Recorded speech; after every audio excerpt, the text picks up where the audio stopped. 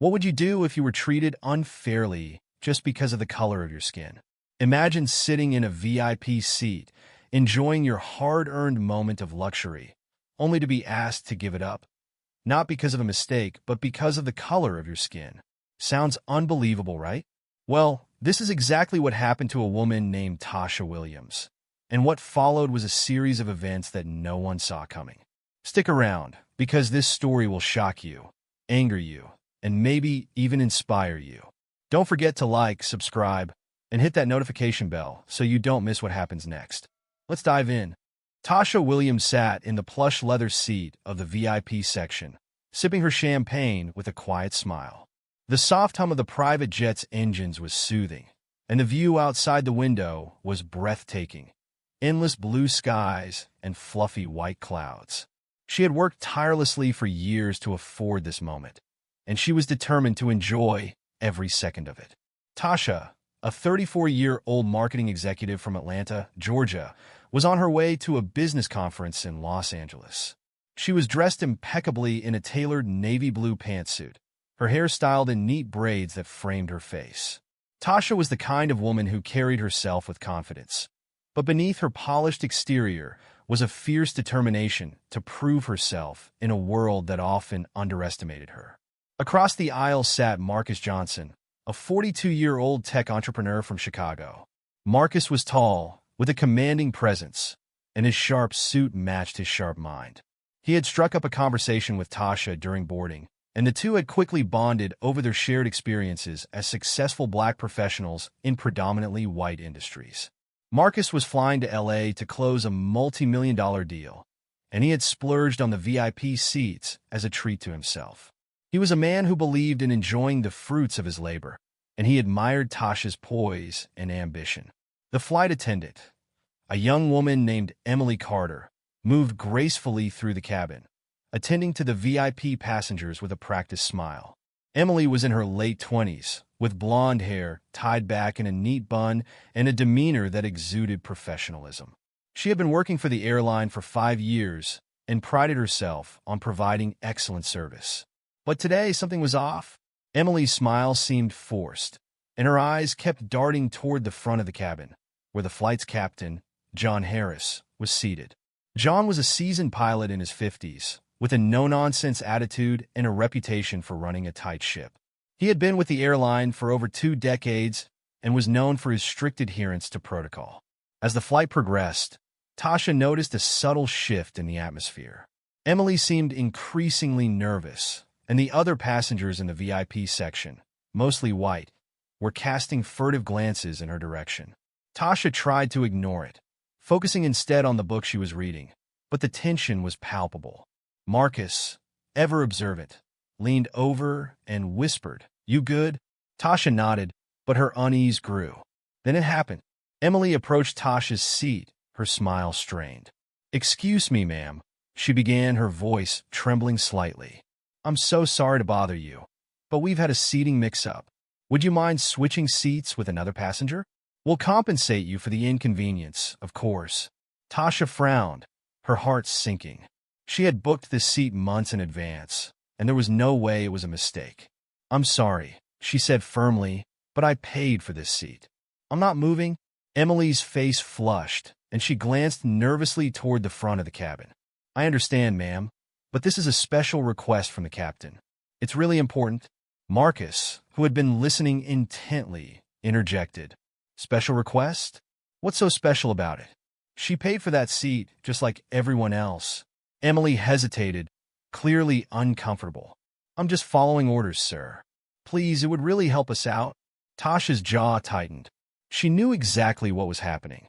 This wasn't about a seating mix-up. This was about the color of her skin. She had experienced this kind of subtle discrimination before, but never so blatantly. "No," she said, her voice steady but firm. "I'm not moving." Emily looked panicked now, and she hurried back to the front of the cabin. Moments later, Captain Harris appeared, his expression stern. He approached Tasha's seat and stood over her, his presence intimidating. "Ma'am," he said in a low voice, "I'm going to need you to comply with the crew's instructions. This is a matter of safety and protocol." Tasha's heart raced, but she refused to back down. Safety? What's unsafe about me sitting here? I paid for this seat, and I have every right to be here. Captain Harris's face hardened. Ma'am, I'm not going to argue with you. Either you move, or I'll have to escort you off this plane. The cabin fell silent, all eyes on Tasha. She felt a surge of anger and humiliation, but also a fierce determination. She wasn't going to let them win. Not this time. Marcus stood up, his towering frame imposing. This is ridiculous, he said, his voice booming. You can't treat her like this. What's really going on here? Captain Harris glared at Marcus. Sir, this doesn't concern you. Please sit down. Marcus didn't budge. Oh, it concerns me. You're discriminating against her, and I'm not going to stand by and let it happen. The tension in the cabin was electric, and Tasha felt a mix of fear and defiance. She knew this wasn't just about her seat. It was about her dignity, her worth, and her right to be treated as an equal. And then she made a decision. She reached in her bag and pulled out her phone. You want to play it like this? She said, her voice shaking with anger. Fine. Let's see how your company feels about this. Captain Harris's eyes widened, and he took a step back. Ma'am, put the phone down. You're not allowed to record in here. Tasha ignored him, her fingers flying across the screen. She was done playing nice. She was done being silent. It was time to fight back. And with that, the entire course of the flight and the lives of everyone on board changed forever. What do you think happened next? Did Tasha's call lead to justice? Or did it make things worse? Stay tuned as we dive deeper into the story and as the stakes get even higher and the truth behind this shocking incident begins to unravel. Don't go anywhere. This story is just getting started. The cabin was eerily silent, the tension so thick it felt like you could cut it with a knife. Tasha's hands trembled slightly as she held her phone, her eyes locked on Captain Harris.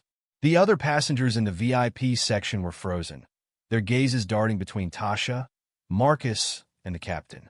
No one dared to speak.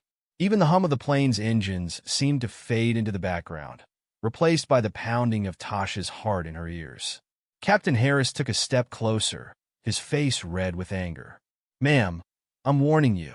Put the phone down, or there will be consequences. Tasha didn't flinch. She had been warned her entire life about the consequences of speaking up, of standing her ground. But she was done being silent. No, she said firmly, her voice steady despite the storm raging inside her. You don't get to intimidate me. I'm not moving, and I'm not putting my phone down. If you have a problem with that, you can explain it to your superiors. Marcus stepped forward, positioning himself slightly in front of Tasha in a protective gesture. You heard her, he said, his deep voice carrying authority. Back off. Captain Harris glared at Marcus, his jaw clenched. For a moment, it seemed like he might escalate the situation, but then he took a step back, his hands raised in a mock surrender. Fine, he said through gritted teeth. But this isn't over. He turned on his heel and stormed back to the front of the cabin, leaving Tasha and Marcus standing in the aisle. The other passengers slowly returned to their seats, but the atmosphere remained charged. Tasha could feel their eyes on her, some filled with curiosity, others with discomfort. She took a deep breath and sat back down, her phone still clutched tightly in her hand. Marcus sat beside her, his expression a mix of concern and admiration. You okay? He asked quietly. Tasha nodded, though her hands were still shaking. I will be. I can't believe this is happening. Marcus sighed, running a hand over his face. I can. It's messed up, but it's not surprising. People like him think they can get away with anything. Tasha glanced at him, her eyes narrowing. You sound like you've been through this before. Marcus gave a bitter laugh. More times than I can count. But that's why I don't back down anymore. Neither should you. Tasha felt a surge of gratitude for Marcus. He was a stranger just hours ago, but now he felt like an ally, someone who understood what she was going through. She turned her attention back to her phone, her fingers moving quickly as she typed out a message. She wasn't just going to sit back and let this slide. She was going to fight back, and she was going to make sure everyone knew what had happened. Meanwhile, at the front of the cabin, Captain Harris was seething. He slammed the cockpit door shut behind him and turned to Emily, who was hovering nervously nearby. What the hell just happened? He demanded, his voice low but furious. Emily flinched, her hands clasped tightly in front of her. I tried to get her to move, Captain. She refused. And then that man stepped in, and I don't care about excuses. Captain Harris snapped, cutting her off. This is a disaster. Do you have any idea what's going to happen if she posts that video online? The airline will have my head. Emily's eyes widened in panic. What do we do? Captain Harris paced the small space, his mind racing. He couldn't let this get out. He had worked too hard, too long, to let some entitled passenger ruin his career. He stopped abruptly and turned to Emily, his expression grim. We need to contain this. Now. Emily nodded, though she looked terrified. What do you want me to do? Captain Harris leaned in, his voice barely above a whisper. Go back there. Apologize. Offer her anything she wants, free flights, upgrades, whatever. Just get that phone out of her hands. Emily swallowed hard and nodded again. I'll try. Don't try, Captain Harris said sharply. Do it. Emily hesitated for a moment, then turned and hurried back toward the VIP section. Her heart was pounding as she approached Tasha's seat. She forced a smile, though it felt brittle and fake. Ma'am, she began, her voice trembling. I just wanted to apologize for the misunderstanding earlier. We're truly sorry for the inconvenience, and we'd like to offer you compensation for your trouble. Tasha looked up, her expression unreadable. Compensation? Emily nodded eagerly. Yes, of course. Free flights, upgrades, whatever you'd like. We value your loyalty as a passenger, and we want to make this right. Tasha studied Emily for a moment, then glanced at Marcus, who raised an eyebrow skeptically. Let me guess, Tasha said, her voice dripping with sarcasm. This has nothing to do with the fact that I was about to expose your captain's little power trip, does it? Emily's smile faltered, and she glanced nervously toward the front of the cabin. I don't know what you mean, ma'am. We just want to make sure you're satisfied with your experience. Tasha leaned back in her seat, crossing her arms over her chest. Oh, I'm satisfied. Satisfied that I finally stood up for myself. But you can keep your free flights. I don't need them. Emily's face fell, and she looked like she was about to cry. Please, ma'am, if there's anything I can do, you can leave me alone, Tasha interrupted, her tone firm but not unkind. I'm done talking. Emily hesitated, then nodded and retreated, her shoulders slumped in defeat. Tasha watched her go, a mix of emotions swirling inside her. She felt a small pang of sympathy for Emily. She was clearly caught in the middle of a bad situation, but she couldn't let that cloud her judgment. This wasn't just about her. It was about every person who had ever been treated unfairly because of the color of their skin. Marcus leaned over, his voice low. You handled that well. But you know this isn't over, right? Tasha nodded, her jaw set. I know, but I'm ready for whatever comes next. As the plane continued its journey, the tension in the cabin remained palpable. Tasha kept her phone close, her mind racing with thoughts of what she would do when they landed.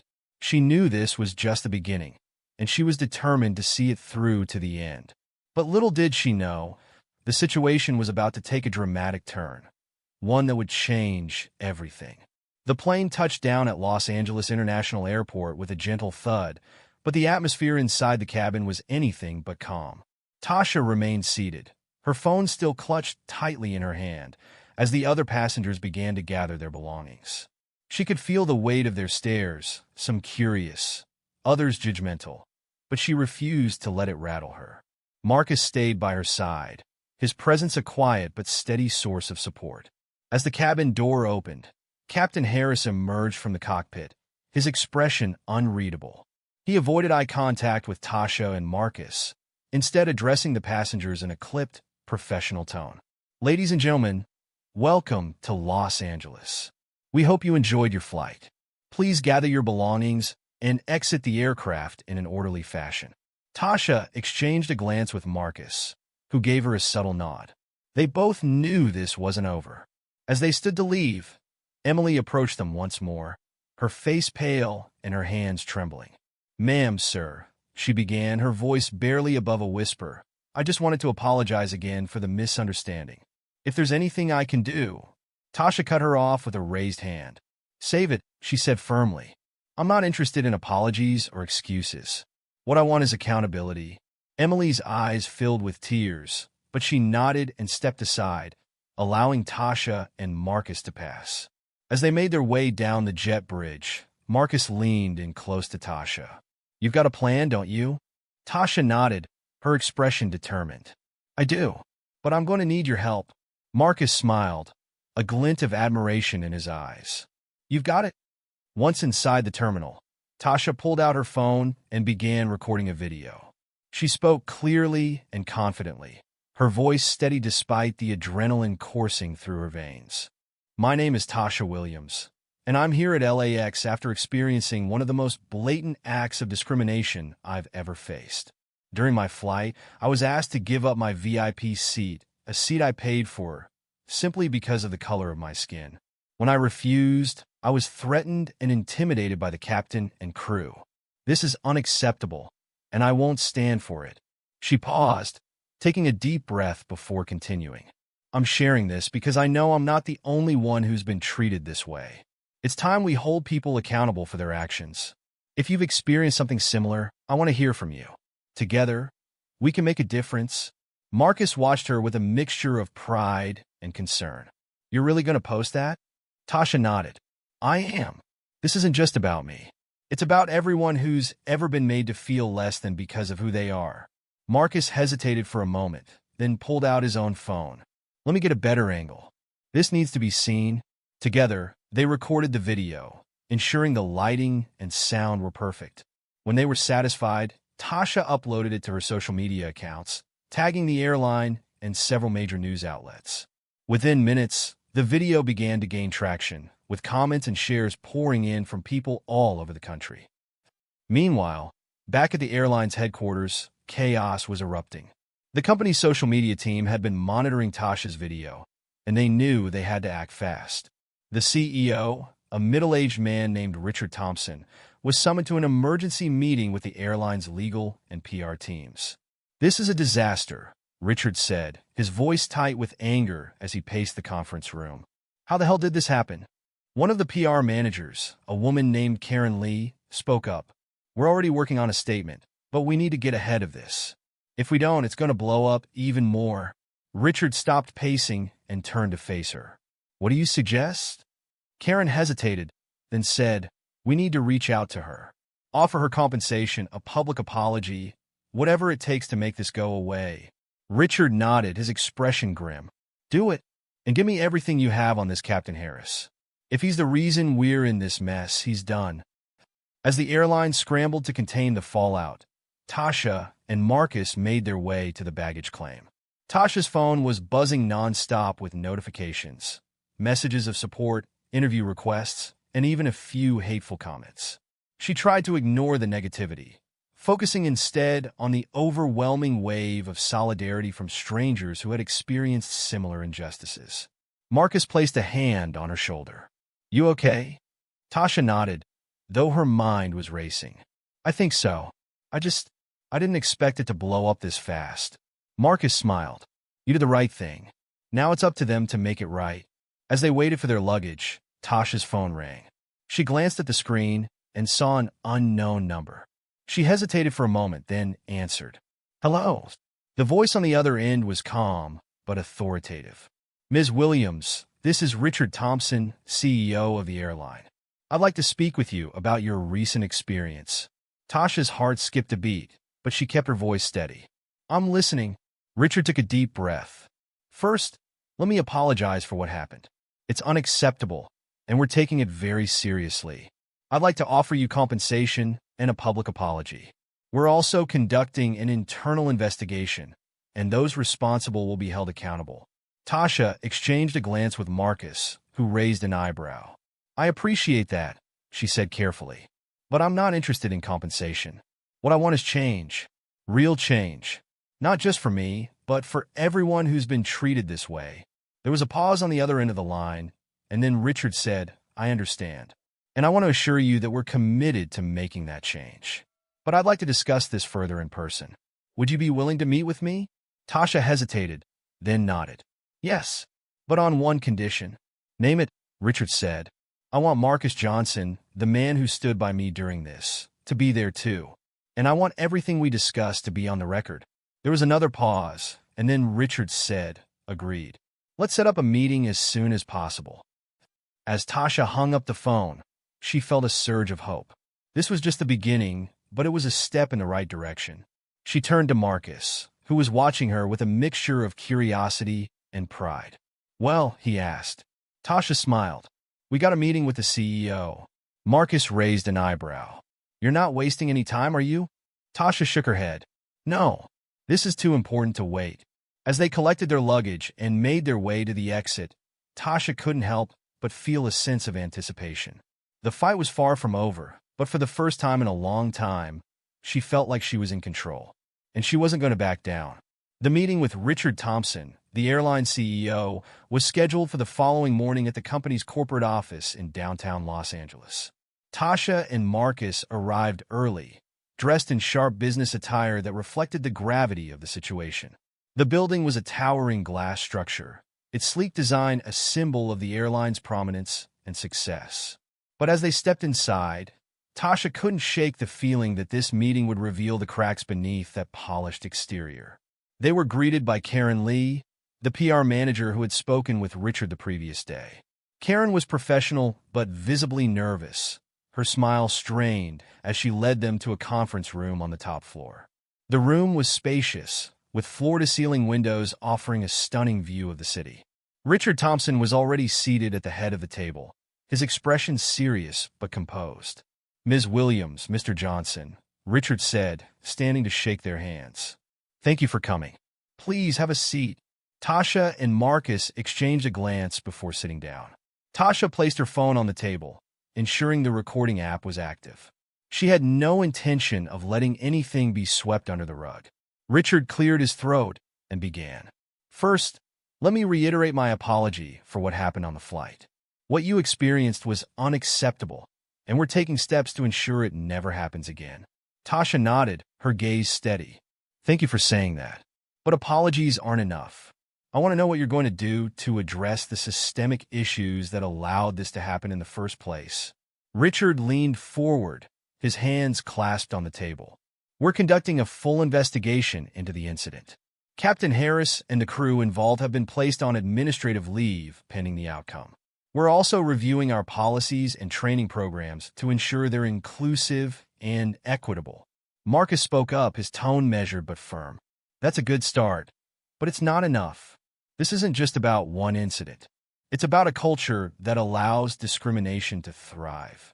What are you doing to change that culture? Richard hesitated, then nodded. You're right. This is about more than just one incident. We're committed to making real, lasting change. That's why I'd like to invite both of you to join a task force we're forming to address these issues.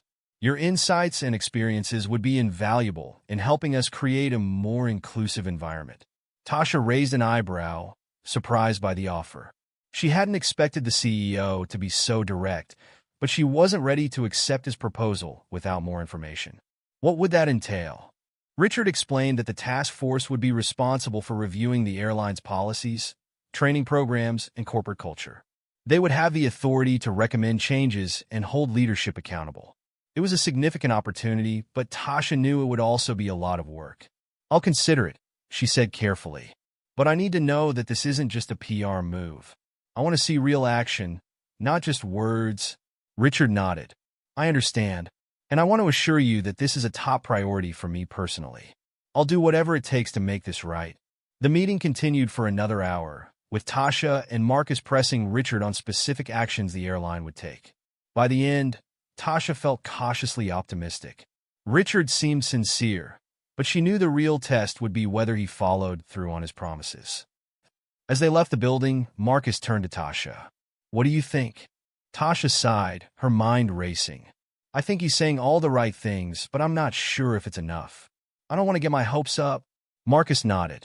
I get that, but this is a start. And if they're serious about making changes, this could be a real opportunity. Tasha smiled faintly.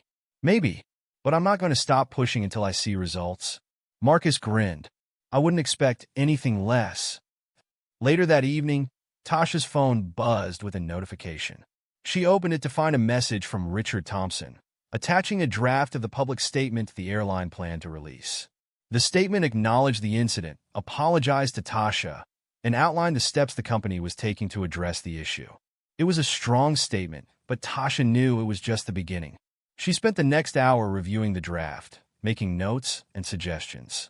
She wanted the statement to be clear, direct, and unflinching in its acknowledgement of the problem. When she was satisfied, she sent her feedback to Richard, along with a reminder that actions would speak louder than words.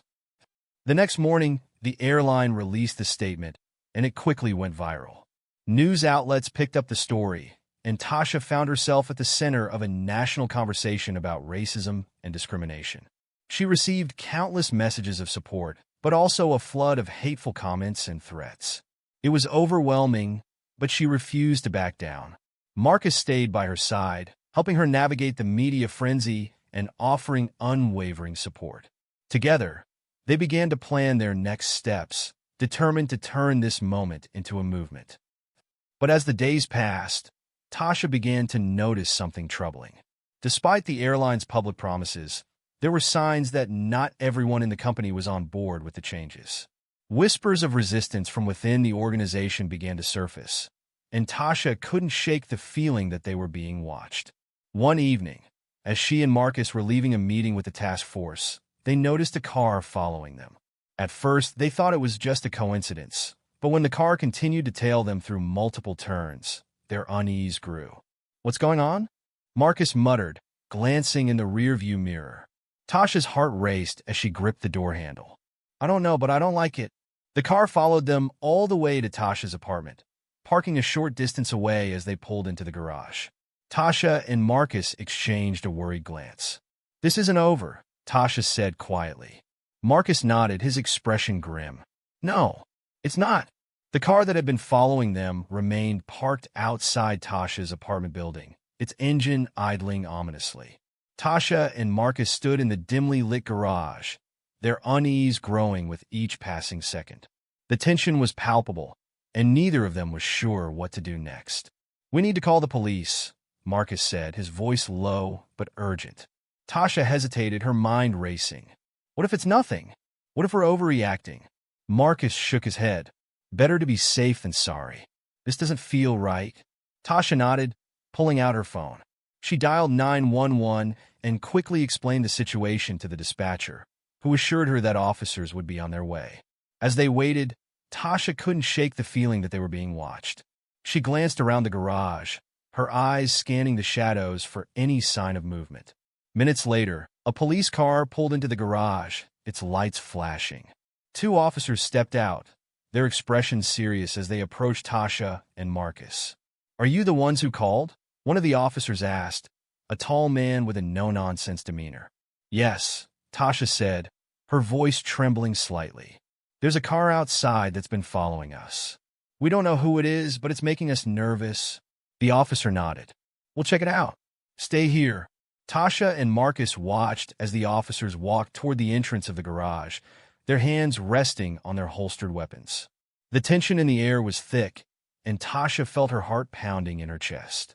A few moments later, the officers returned, their expressions unreadable. "The car's gone," the tall officer said. "Whoever it was must have taken off when they saw us."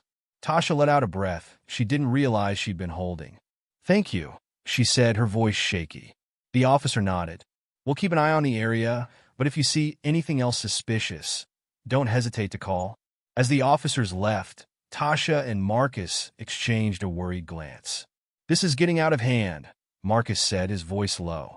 Tasha nodded, her mind racing.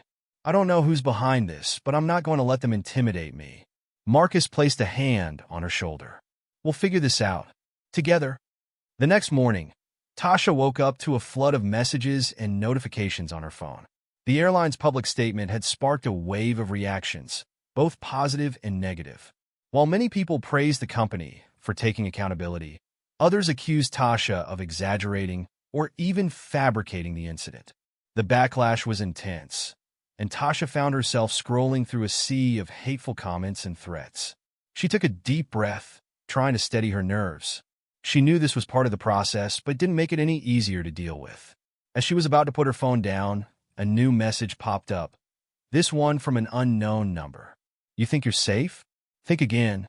Tasha's heart skipped a beat, and she quickly showed the message to Marcus, who had stayed over to make sure she was okay. His expression darkened as he read it. This is serious, he said, his voice tight with anger. We need to report this to the police. Tasha nodded, her hands trembling as she dialed the number for the local precinct. She explained the situation to the officer on the phone, who assured her that they would look into it. But as she hung up, she couldn't shake the feeling of dread that had settled in her chest. Later that day, Tasha and Marcus met with Richard Thompson and the task force at the airline's corporate office.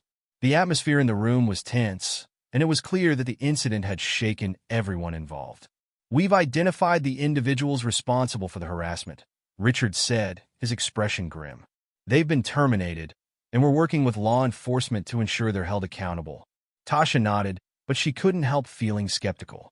And what about the culture that allowed this to happen? What's being done to address that?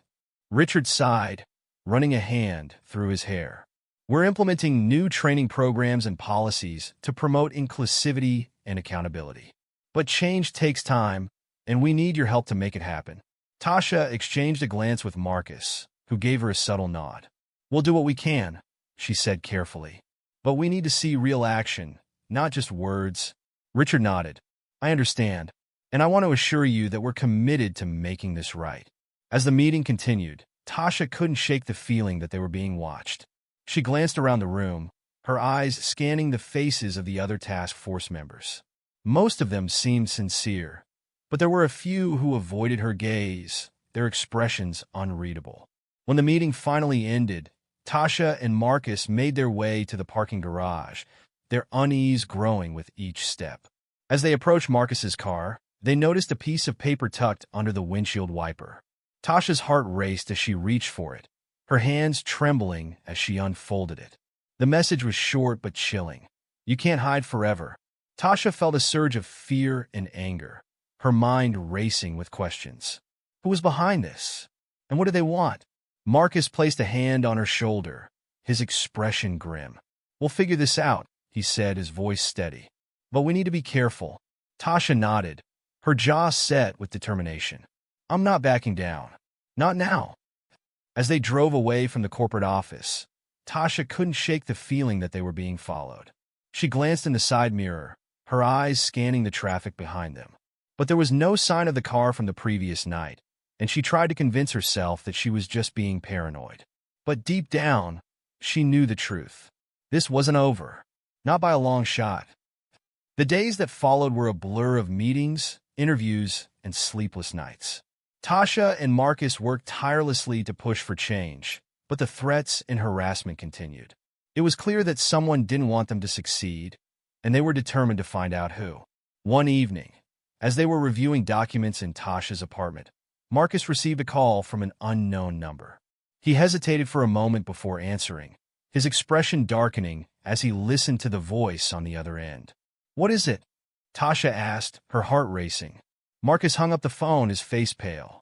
They know where we are, he said, his voice barely above a whisper. We need to leave. Now. Tasha's mind raced as she grabbed her bag and followed Marcus out the door. They didn't know who was behind the threats, but one thing was clear. They were in danger, and the fight was far from over. The night air was cool as Tasha and Marcus hurried down the dimly lit street, their footsteps echoing in the silence. Tasha's heart pounded in her chest, her mind racing with fear and uncertainty. They had left her apartment in a hurry, taking only the essentials, and now they were on the move with no clear destination in mind. Where are we going? Tasha asked, her voice barely above a whisper. Marcus glanced over his shoulder, his expression tense. Somewhere safe. I have a friend who can help us. Tasha nodded, trusting Marcus's judgment. She had no choice but to rely on him now. The threats had escalated too quickly, and she couldn't shake the feeling that they were being watched. Every shadow seemed to hold a hidden danger, every passing car a potential threat. After what felt like an eternity, they arrived at a small, nondescript building on the outskirts of the city. Marcus knocked on the door, and after a moment, it opened to reveal a man in his late 30s with a rugged appearance and a cautious demeanor. "Marcus," the man said, his voice low. "What's going on?" "We need your help, Jake," Marcus replied, stepping inside and pulling Tasha with him. "We're in trouble." Jake studied them for a moment, then nodded. "Come in. We'll figure this out." Inside, the apartment was sparsely furnished but comfortable. Jake gestured for them to sit, and Tasha sank into a chair, her legs trembling with exhaustion. Marcus quickly filled Jake in on the situation, explaining the threats, the harassment, and the feeling that they were being followed. Jake listened intently, his expression growing darker with each word. When Marcus finished, Jake leaned back in his chair, his arms crossed. "This is serious," he said. "You're dealing with people who don't play by the rules. If they're willing to go this far, they're not going to stop." Tasha felt a chill run down her spine. "What do we do?" Jake hesitated, then leaned forward, his eyes locking onto hers. "First, we need to find out who's behind this. You've made a lot of enemies by speaking out, but not all of them would go to these lengths. We need to narrow it down." Marcus nodded. "Any ideas?" Jake thought for a moment, then stood and walked over to a desk in the corner. He opened a drawer and pulled out a laptop, setting it on the table in front of them. "Let's start with the airline. If someone inside the company is behind this, we need to find out who." Tasha watched as Jake began typing, his fingers flying across the keyboard. She felt a surge of hope, but it was tempered by the fear that still lingered in the back of her mind. They were in uncharted territory now, and she had no idea what they were up against. Hours passed as Jake worked, his focus unwavering. Tasha and Marcus sat nearby, their nerves frayed but their determination unshaken. Finally, Jake leaned back in his chair, his expression grim. "I think I've found something," he said, turning the laptop so they could see the screen. "There's a group within the airline, a small but influential faction, that's been resistant to the changes Richard Thompson is trying to implement. They see you as a threat to their power, and they're willing to do whatever it takes to silence you." Tasha's stomach churned as she read the names on the screen. Some of them were high-ranking executives, people she had met during her meetings with the task force. The realization that they could be behind the threats was both shocking and infuriating. "What do we do with this information?" Marcus asked, his voice tight with anger. Jake hesitated, then leaned forward, his expression serious. "We need to be careful. If we go public with this, it could backfire. These people have resources, and they're not afraid to use them." Tasha clenched her fists, her mind racing. "We can't just sit back and do nothing. If they're willing to go this far, who knows what they'll do next?" Jake nodded. "I agree, but we need to be smart about this. We need evidence, something concrete that we can use to expose them." As the night wore on, they began to formulate a plan. Jake would continue digging into the group's activities, while Tasha and Marcus would reach out to their contacts within the airline to gather more information. It was a risky move, but they had no other choice. By the time the first light of dawn began to creep through the windows, Tasha felt a sense of determination that she hadn't felt in days. They were fighting back now, and she wasn't going to let anyone intimidate her into silence. But as she looked out the window at the rising sun, she couldn't shake the feeling that the hardest part was still ahead of them. The people they were up against were powerful and ruthless, and they wouldn't stop until they got what they wanted. Tasha took a deep breath, steeling herself for the challenges to come. She had come too far to back down now, and she was ready to face whatever lay ahead. The next few days were a whirlwind of activity. Tasha and Marcus worked tirelessly, gathering information and building their case. They reached out to former employees, reviewed internal documents, and even managed to secure a few anonymous tips from current staff members. The picture that emerged was both shocking and disturbing. The group within the airline wasn't just resistant to change. They were actively working to undermine Richard Thompson's efforts. They had connections to powerful figures outside the company, including politicians and business leaders who had a vested interest in maintaining the status quo. It was a web of corruption and deceit, and Tasha knew that exposing it would be no easy task. But she also knew that they couldn't do it alone. They needed allies, people who were willing to stand up and fight for what was right. One evening, as they were reviewing their findings, Tasha's phone buzzed with a message from Richard Thompson. She opened it, her heart racing as she read the words on the screen. "We need to talk. It's urgent." Tasha showed the message to Marcus, who frowned. "What do you think he wants?" Tasha shook her head. "I don't know, but we need to find out." They arranged to meet Richard at a neutral location, a small cafe on the outskirts of the city. When they arrived, Richard was already there, his expression tense as he sipped a cup of coffee.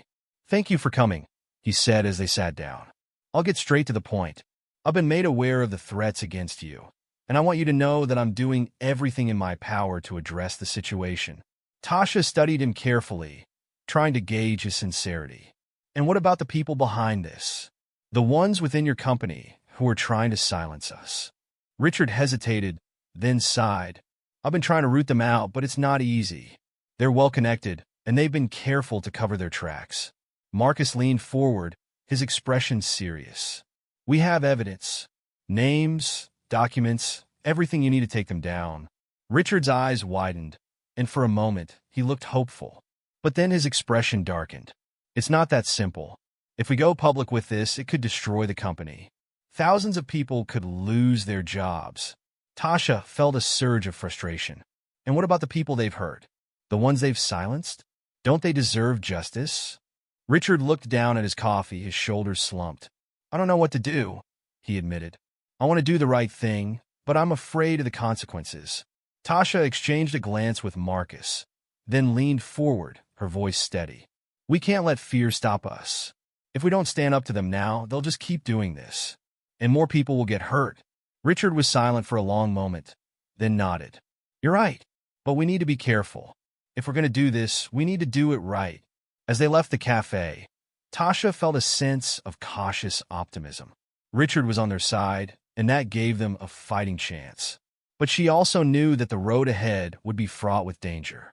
The people they were up against were powerful and ruthless, and they wouldn't stop until they got what they wanted. But Tasha was determined to see this through, no matter what it took. She had come too far to back down now, and she wasn't going to let anyone stand in her way.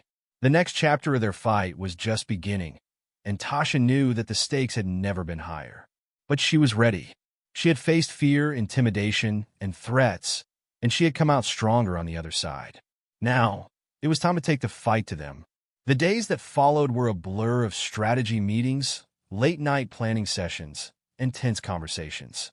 Tasha, Marcus, and Richard worked closely together, pooling their resources and contacts to build a case against the rogue faction within the airline. Jake, Marcus's friend, continued to dig into the group's activities, uncovering more evidence of their corruption and deceit. It was a race against time. The threats against Tasha and Marcus had escalated, and they knew it was only a matter of time before their enemies made their next move. But they were determined to stay one step ahead. One evening, as they were reviewing the latest batch of documents Jake had uncovered, Tasha's phone buzzed with a message from an unknown number. She hesitated before opening it, her heart racing as she read the words on the screen. "You're playing a dangerous game. Back off, or you'll regret it." Tasha showed the message to Marcus and Jake, who exchanged a worried glance.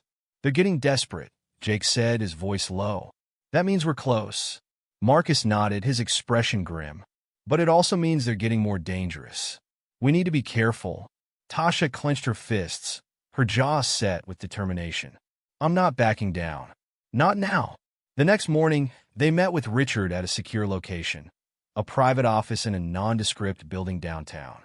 Richard looked exhausted, his face lined with stress, but his determination was unwavering. "I've been in touch with some of our allies within the company," he said, spreading a stack of documents on the table. "They've agreed to help us, but they're scared. If this goes wrong, their careers, and possibly their lives, are on the line." Tasha nodded, her expression serious. "We understand, but we can't let fear stop us. If we don't take them down now, they'll just keep doing this." Richard sighed, running a hand through his hair. "I know, but we need to be smart about this. If we go public with what we have, it could backfire. We need to find a way to expose them without giving them a chance to retaliate." Jake leaned forward, his eyes narrowing. "What if we leak the information anonymously? Make it look like it came from someone inside the group. That way, they'll turn on each other, and we can stay out of the crossfire." Richard considered this for a moment, then nodded. It's risky, but it might work. We need to be careful, though. If they figure out it's us, they'll come after us even harder. Tasha felt a surge of hope. It's worth a try. We can't keep living in fear. We need to take the fight to them. Over the next few days, they worked tirelessly to prepare the leak. Jake carefully curated the evidence, ensuring that it was damning enough to expose the group's corruption, but vague enough to protect their sources. Tasha and Marcus helped draft the anonymous message, crafting it to sound like it had come from someone within the faction. Finally, the day came to release the information. They gathered in Jake's apartment, the tension in the room palpable as they prepared to send the files to a trusted journalist who had agreed to publish the story. "This is it," Jake said, his finger hovering over the keyboard. "Once we do this, there's no turning back." Tasha took a deep breath, her heart pounding in her chest. "Do it." Jake hit the send button, and the files were on their way. For a moment, there was silence as they processed what they had just done. Then, Tasha felt a surge of relief mixed with anxiety. The fight was far from over, but they had taken a crucial step. The story broke the next morning, and the fallout was immediate. The leaked documents exposed the group's corruption in shocking detail, revealing their ties to powerful figures outside the company and their efforts to undermine Richard Thompson's reforms. The media frenzy was intense, and the public outcry was overwhelming. Within hours, the airline's stock price began to plummet, and calls for accountability grew louder. Richard held a press conference, condemning the actions of the rogue faction and vowing to root out corruption within the company. He promised transparency and reform, but Tasha knew that words alone wouldn't be enough. As the days passed, the pressure on the group intensified. Internal investigations were launched, and several high-ranking executives were forced to resign. The faction began to fracture, with members turning on each other in a desperate attempt to save themselves. But the victory was bittersweet. The threats against Tasha and Marcus didn't stop. If anything, they grew more intense. It was clear that the people they had exposed weren't going down without a fight. One evening, as they were leaving a meeting with Richard, Tasha noticed a car following them. She pointed it out to Marcus, who immediately changed course, leading them down a series of side streets in an attempt to lose their tail. "They're not going to stop," Tasha said, her voice trembling with fear and frustration. Marcus gripped the steering wheel tightly, his jaw set with determination. "We'll figure this out. We just need to stay one step ahead." When they finally arrived at Jake's apartment, they were both exhausted and on edge. Jake greeted them with a worried expression, ushering them inside and locking the door behind them. "We need to get out of the city," Jake said, his voice low. "It's not safe here anymore." Tasha nodded, her mind racing. "But where can we go?" "They'll find us no matter where we hide." Jake hesitated, then pulled out a map and spread it on the table. "There's a safe house upstate. It's remote, and only a few people know about it. We can lay low there until things calm down." Marcus studied the map, then nodded. "It's our best option, but we need to move fast." As they packed their belongings and prepared to leave, Tasha felt a surge of determination. They had come too far to give up now. The fight wasn't over, but they were closer than ever to achieving justice. But as they drove out of the city under the cover of darkness, Tasha couldn't shake the feeling that the hardest part was still ahead of them. The people they were up against were powerful and ruthless, and they wouldn't stop until they got what they wanted. Tasha took a deep breath, steeling herself for the challenges to come. She had faced fear, intimidation, and threats, and she had come out stronger on the other side. Now it was time to finish what they had started. The road ahead was uncertain, but Tasha knew one thing for sure. She wasn't going to let anyone stand in her way. The fight for justice was far from over, and she was ready to see it through to the end.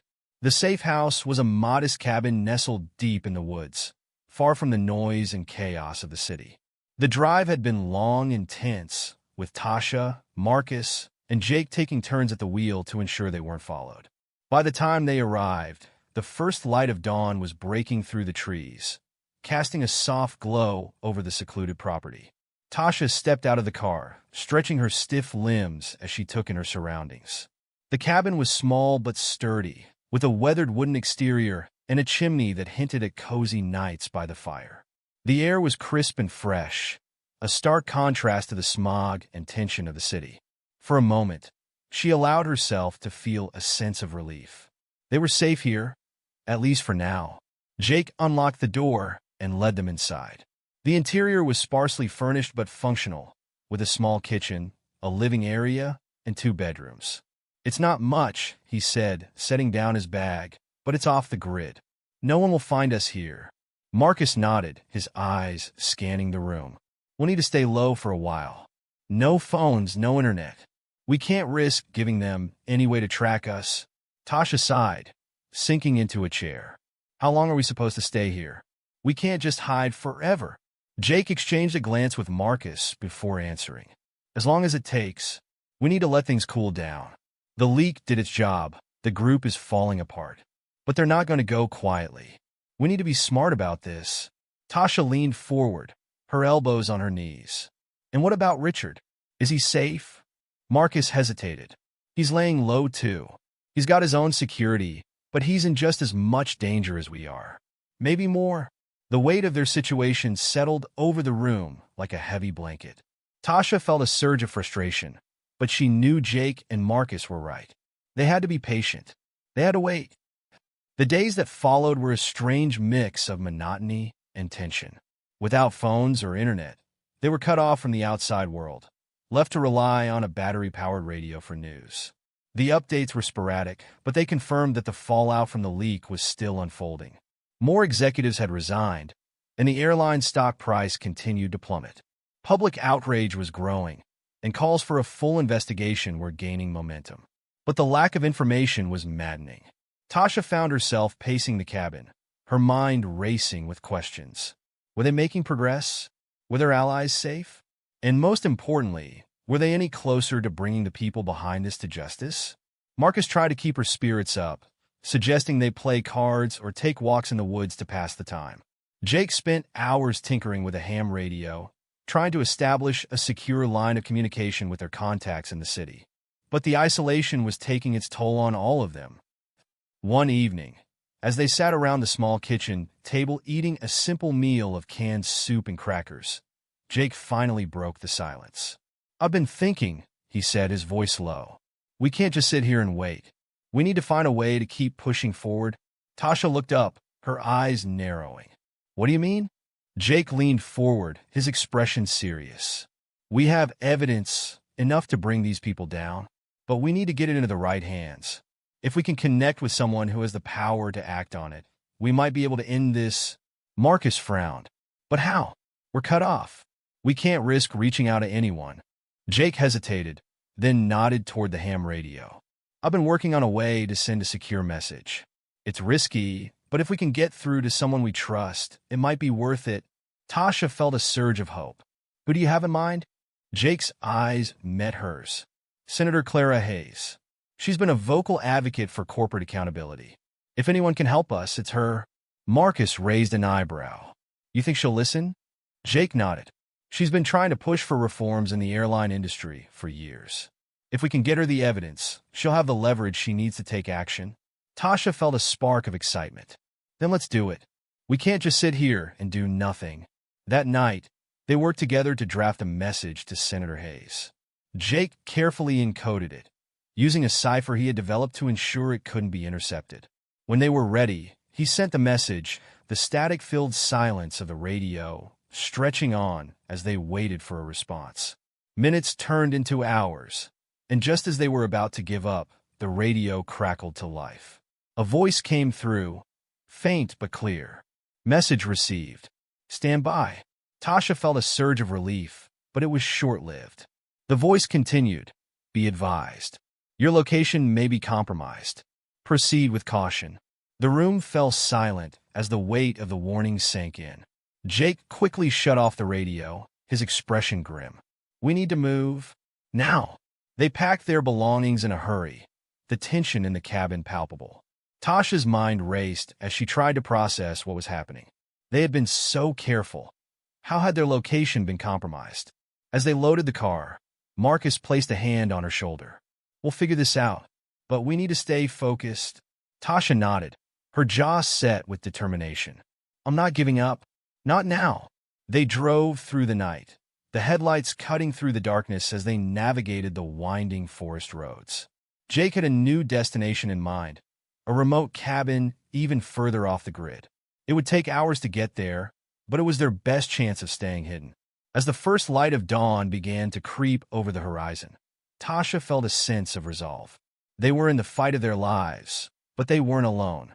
They had allies, and they had evidence. And most importantly, they had each other. The road ahead was uncertain, but Tasha knew one thing for sure. They weren't going to stop until justice was served, no matter what it took.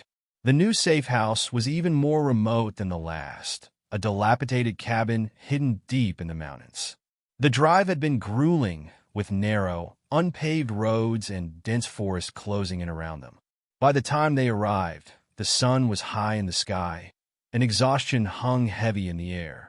Tasha stepped out of the car, her legs stiff from hours of sitting.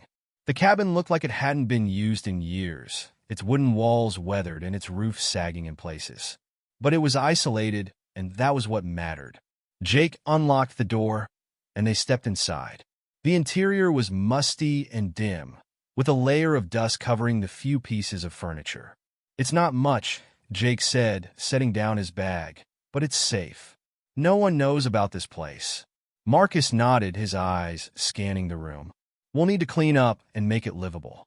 But first, we need to figure out our next move." Tasha sank into a chair, her mind racing. The warning from Senator Hayes' team had shaken her, but it had also given her a sense of urgency. They couldn't afford to wait any longer. They needed to act. Over the next few days, they worked to make the cabin habitable. They cleaned, repaired what they could, and set up a makeshift workspace in the living area. Jake continued to monitor the ham radio, hoping for another message from Senator Hayes. But the silence was deafening. Tasha spent hours poring over the evidence they had gathered, organizing it into a clear and compelling case. She knew that if they were going to bring down the people behind this, they needed to present their findings in a way that left no room for doubt. Marcus worked alongside her, his steady presence a source of comfort. He had become more than just an ally. He was a friend, someone she could rely on when the weight of it all became too much. One evening, as they sat around the small kitchen table eating a simple meal, Jake finally broke the silence. "I've been thinking," he said, his voice low. "We need to get this evidence to Senator Hayes. But we can't risk sending it over the radio. We need to deliver it in person." Tasha looked up, her eyes narrowing. "In person? How? We're in the middle of nowhere." Jake leaned forward, his expression serious. "There's a town about 50 miles from here. It's small, but it has a post office. If we can get there, we can send the evidence securely." Marcus frowned. "It's risky. If they're watching the roads, we could be walking into a trap." Jake nodded. "I know, but we don't have a choice. We can't stay here forever." Tasha felt a surge of determination. "Then we'll do it, but we need to be careful." The next morning, they set out for the town. Jake drove, his eyes constantly scanning the road for any sign of trouble.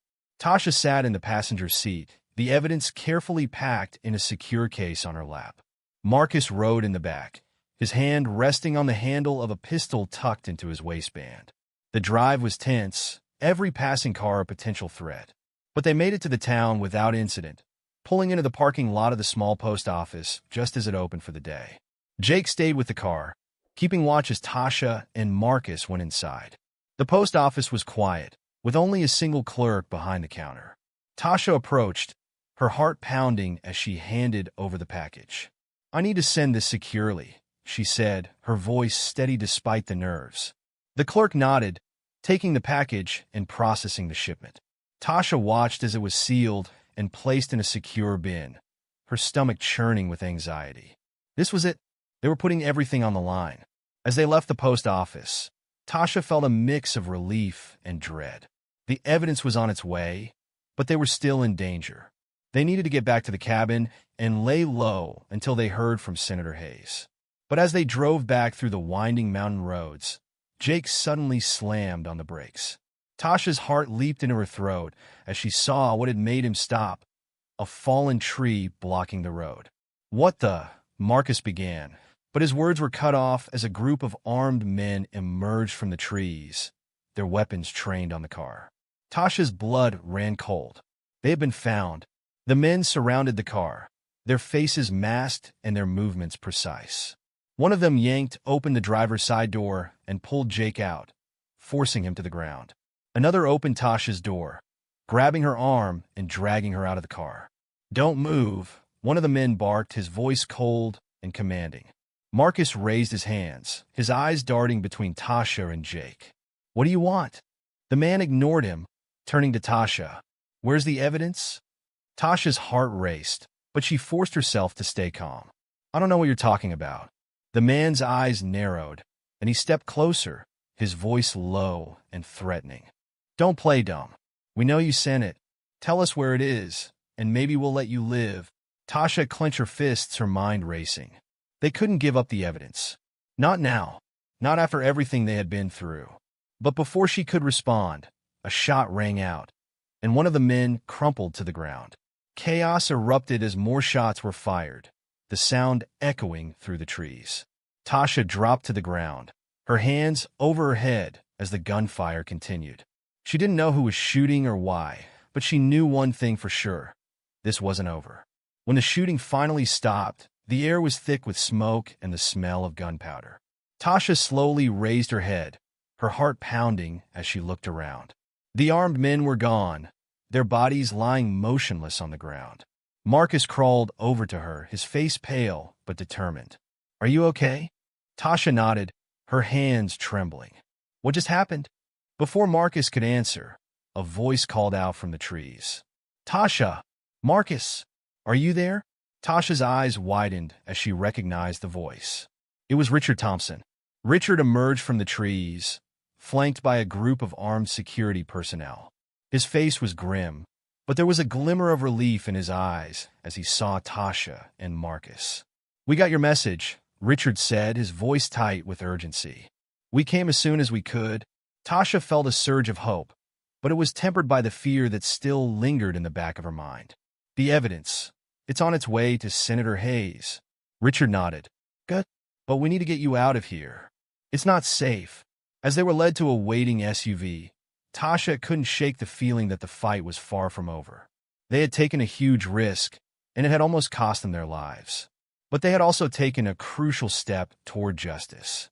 As they drove away from the scene, Tasha felt a sense of resolve. They had come too far to back down now. No matter what happened next, she was ready to see this through to the end. The road ahead was uncertain, but Tasha knew one thing for sure. They weren't going to stop until justice was served.